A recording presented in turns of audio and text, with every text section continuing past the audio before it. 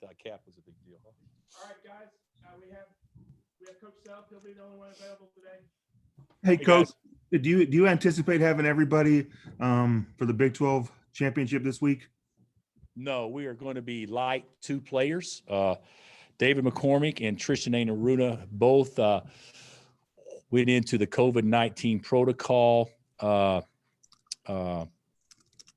here semi-recently, and will not be available to us, either one through the Big 12 tournament, but certainly anticipate having them next weekend, but not this weekend. Hey, Coach, you know why that happened, or is there any way that to track, when they got COVID, or not when they got COVID, but when they got put on that list, or was it from an outside source, or? Oh, I do not know that. No, nor do I. Well, I take that back. I shouldn't say I don't know. There's some things that I probably do know that's not going to be anything that we'd release to the public, but it's just unfortunate. And, the guys have done a great job, to date, or just to a couple of days ago. And certainly I don't hold anyone responsible for something that is, obviously easily spreadable and those sorts of things. So it's I will not go into it, and I can't comment really because of HIPAA rules and all that stuff, but they will not play in the Big 12 tournament. But everyone feels there's no reason why or anticipate them being available next week. Hey, how much does that change how you prepare, what you do, how you look at this tournament? And I know you always want to go win, but do you have to take a different approach this time with a lighter roster and everything? No, I don't think so, Matt. I think the big thing is we got to figure out the way to to win a game on Thursday. And then, you win a game on Thursday, and if we're fortunate enough, we got to figure out to win a game on Friday. But it does change a lot because, as you guys know, we've actually gotten better playing through David, the second half of the season, and he's had a really good last 10 to 15 games. He's been really good for us. So that's different.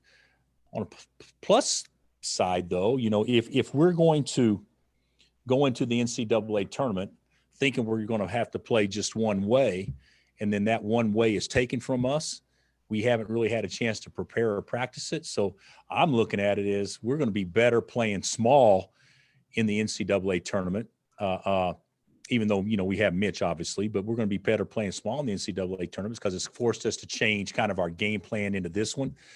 I think that, I believe, and from what I've been told, we should have our full complement of guys next week. So it's still, it stinks for especially those two, without question. But it's not, it's not the, we went into the Big 12 tournament one year and didn't have Josh and lost in the first round and played really well in the NCAA tournament. So we went to Big 12 a couple of years ago and didn't have Doak and won the Big 12 tournament. And then he gets healthy and we go to the Final Four. So I'm not making any boastful predictions, but I do see this as an opportunity for some others. And of course, I'd much rather play with our full complement of guys, no question.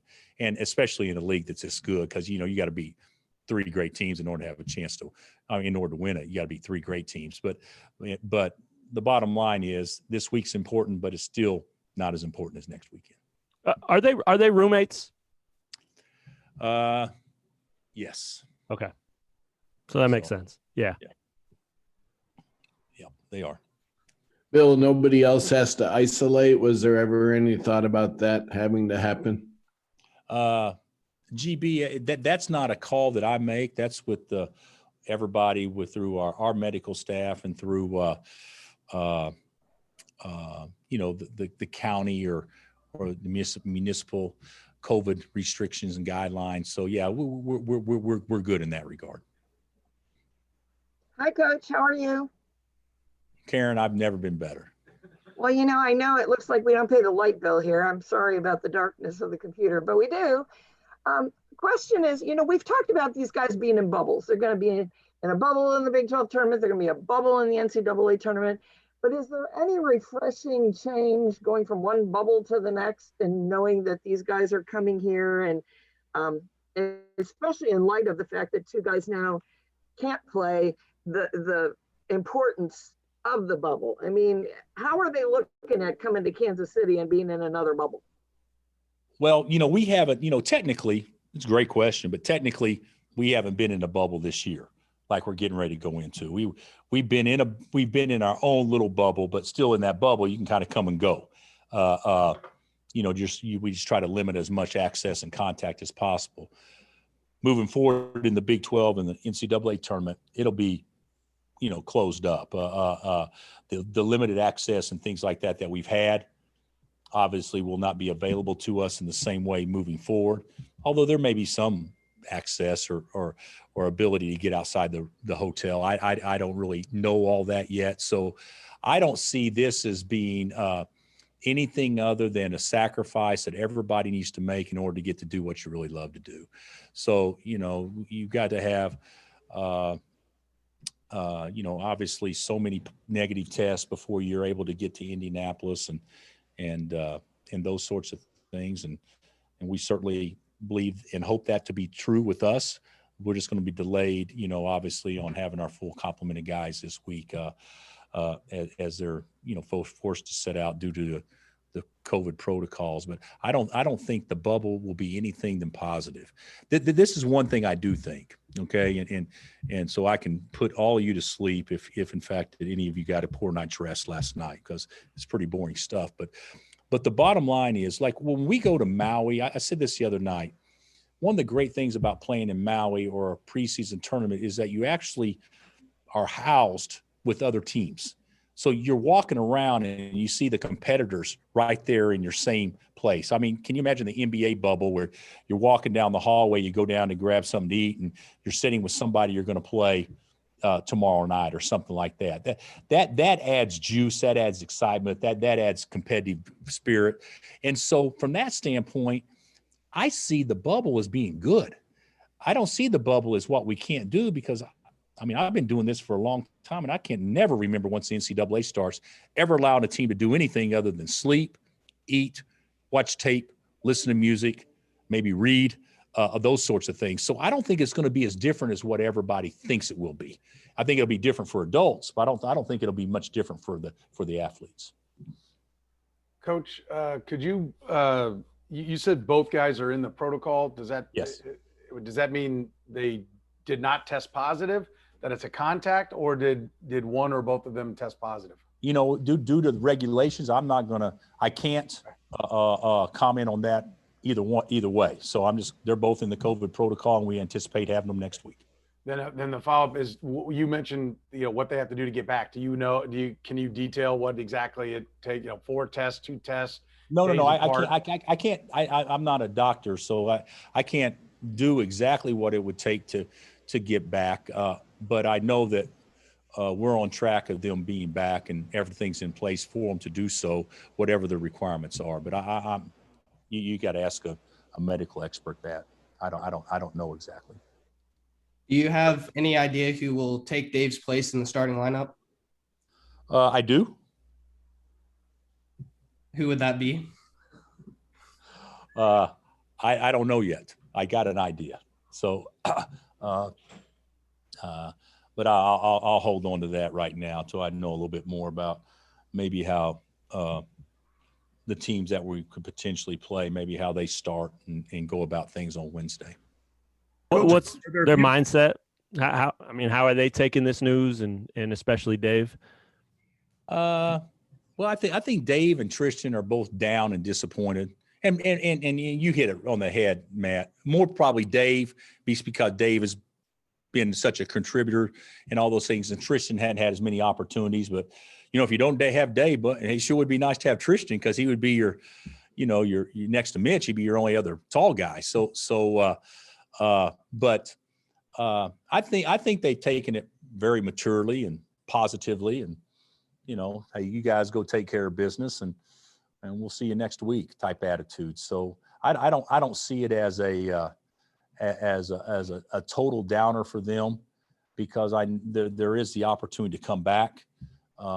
but it does stink because this team is and still is looking forward to the postseason, and the fact that we didn't win the league and our league's so good and all those things. I think as some other people have alluded to, I think it does kind of add some extra juice that you kind of have a chance to validate your season, so to speak. Somebody will validate their season if it's not Baylor this particular weekend. Yeah, I also wanted to ask you too about the seed and really just philosophically, but it does affect you guys potentially now. So, let's say it doesn't go well in KC. Do you think playing without Dave should impact your seed, or do you think they should take that into account?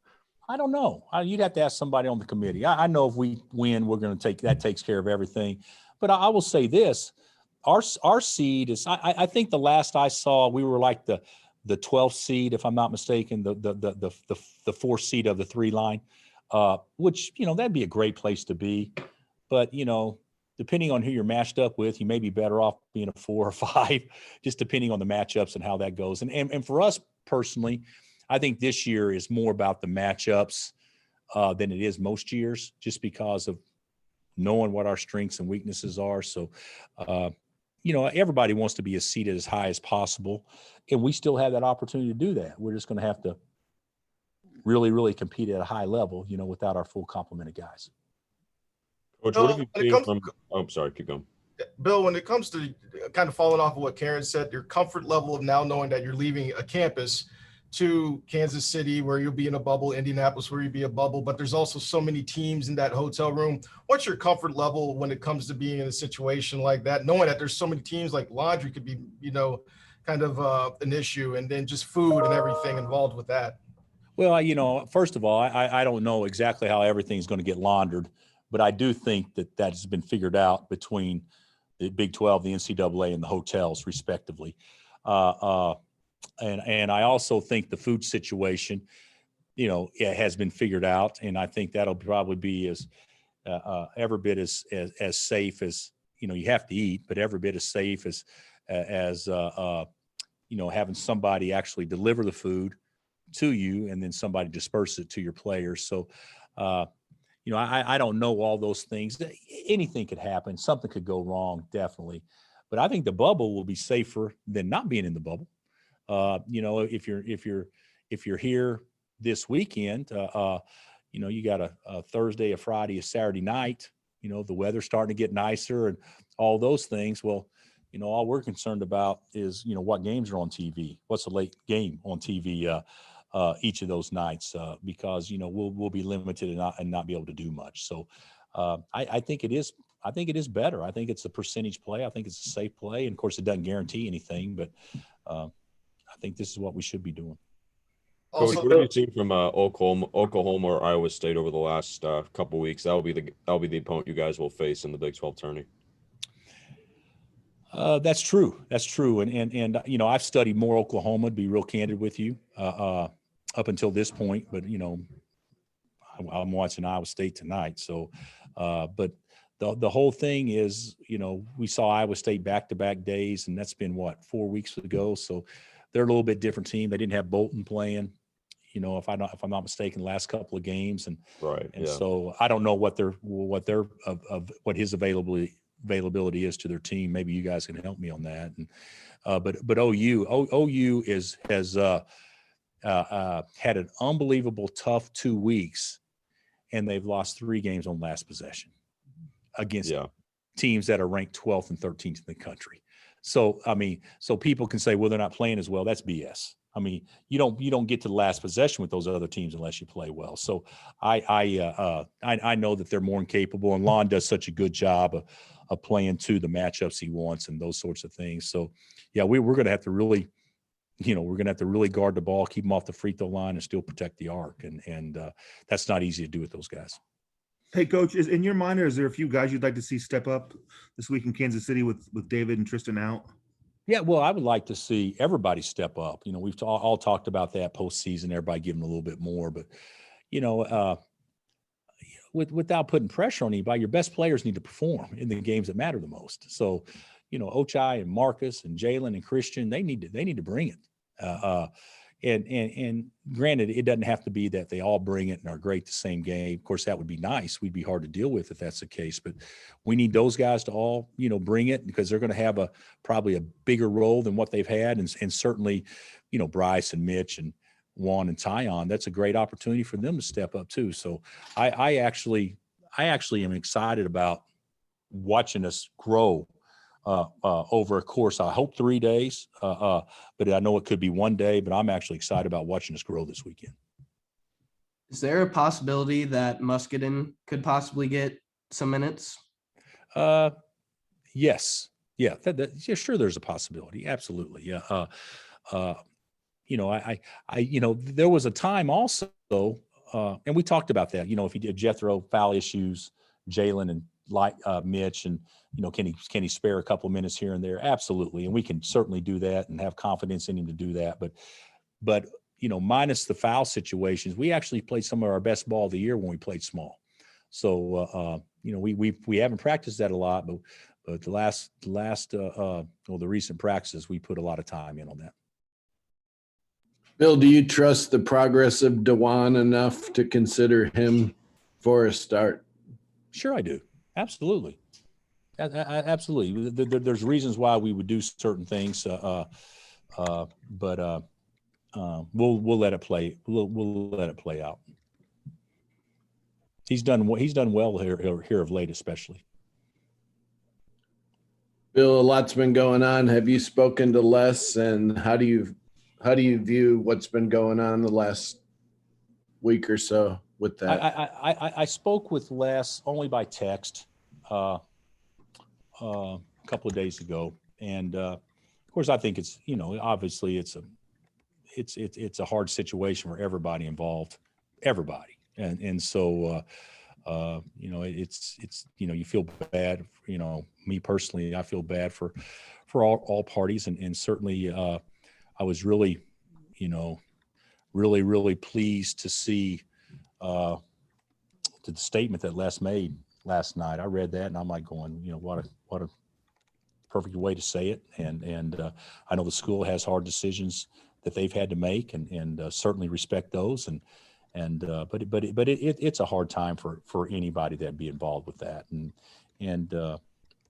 certainly understand, but certainly it's very understandable how it's been handled. So, and I think that, all parties involved, based on the outside looking in and my limited knowledge, I think everybody's done about as good a job with the bad situation as you possibly can. Bill, could you go back through the season and just kind of trace the evolution of your team defense? Is that Ken? Yep. Hey, Ken. Well, we started out thinking that we were pretty good, and then Gonzaga hung 102 on us, and then we kind of got back to kind of grinding it, being grimy and grinding it out, and actually became a really good man defensive team for about a month, and then. We were really good defensively against West Virginia. We were good defensively against Kentucky. Not as good against Creighton. We were really good against Texas Tech, and then we start January, and I think we thought that we really probably didn't need to be as good on that end, and maybe we could outscore some folks, and our defense got very, very, very average or below average, and then the combination of that and not making shots, it actually looked pretty poor, very poor, for the vast majority of the time. And then we changed a few things to maybe help us a little bit with ball screen coverage and things like that really were camouflaged when we were playing small, because there's not as much ball screen coverage because you're switching everything. And then when you decide to play big, it gets magnified. And so we kind of made a couple of, changes. And I think the guys kind of bought into it. It took 2 or 3 weeks for us to get good at it. And now we're actually playing much better. Like against UTEP the other night, we were very poor early, but the second half we did guard them. Our screw ups were basically screw ups, or the way they made baskets was basically screw ups of us trying to do it the way we want to do it. So I'm encouraged with our defense, even though it's not world class elite like some defenses we've had here, but it's quickly becoming something that we can hang our hat on.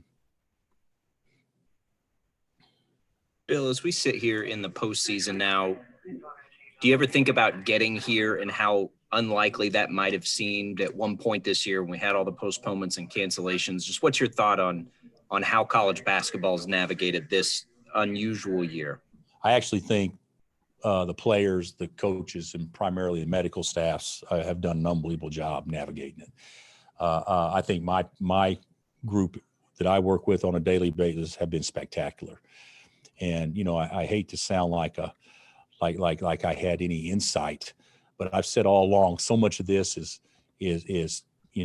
taking care of your business, but so much also is there's an element of luck involved. There's an element of good fortune or misfortune. And we have had good fortune this year. And to see something like this happen with those two guys, it is misfortune, but I don't think it's something that you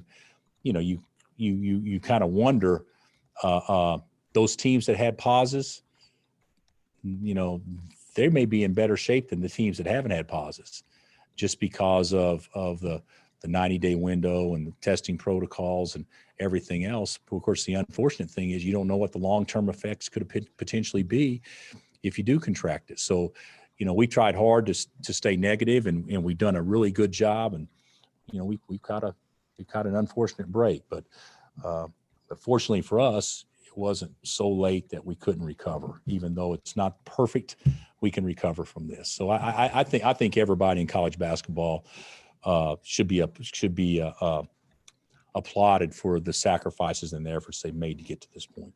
Got time for a couple more. Hey, there was never any talk about not playing this week, was there? Did it get to that point, or never really a concern about your team not being able to go over there? Oh, no. Okay. No. Yeah. No. Didn't get to that Bill, point. just to clear up, when did you find out that these two that they would be able to play? Was that a today thing? Just a couple minutes ago thing? Couple days ago thing? No. It wasn't, Karen. It was not a today thing. It was not a today thing. So we've known for a little bit. Hey, Coach, what is the biggest strength of the team right now, and what's something that you're trying to work on before the Big 12 and leading into next week? I'd say the biggest strength is I think that we're kind of got some momentum going. I think that we're actually guarding decent. I think that we've had a chance to work on some things for ball and body movement, which hopefully will help us. But I think the biggest strength is that, I actually think we got good players that are capable of playing at a higher level. And the biggest thing that I think will be kind of a challenge is that the way that we've envisioned that we want to play in order to have the best team we can, for this one weekend, we're not going to be able to play that way. So that's going to be challenging, but it's also fun too. And trust me, those guys that are playing on the perimeter, that means when Mitch isn't in the game, there'll be 5 guys out there playing instead of 4. They'll enjoy that as well. So I think there'll be plenty of energy from our standpoint. All right. Thanks, Coach. All right, guys. Appreciate it. Thanks, Coach. Thanks, Coach. Thanks, Coach. See you, Matt.